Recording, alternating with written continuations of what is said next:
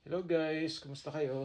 Wala akong work today, so chill-chill lang muna dito sa apartment. So, kwento ko lang, kagabi nagkaroon ako ng chance na ng pag-uwi ko na kalikutin yung computer ko. So, um, nakita ko yung file ko nung nag-aaral pa ako ng PhD. So, yung aking study o yung tinatawag na dissertation is about financial knowledge and investment strategy in preparation for retirement. So, basis for strategic plan. So, naisip ko kagabi, para maging makabuluhan ng isang study, kailangan may implementation. Unfortunately, nung nag-graduate ako nung June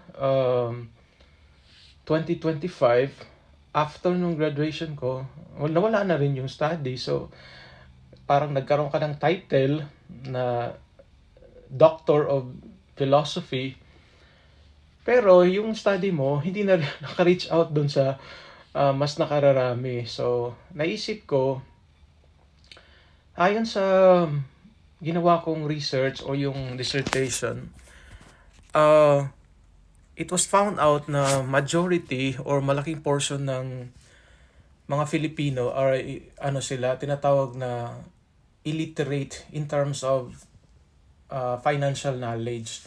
So, ibig sabihin, maraming Pilipino ang hindi nakakaalam kung ano ba tayo tinatawag na financial literacy.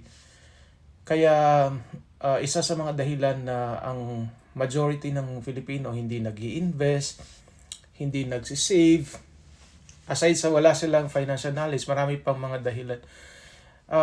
Pangunahing dahilan is hindi nila alam kung ano yung financial knowledge. So naisip ko, parang ang nangyari sa study ko, nagkaroon ng benefit sa akin kasi nadagdagan yung title. Pero hindi naman nag-benefit doon sa mga tao.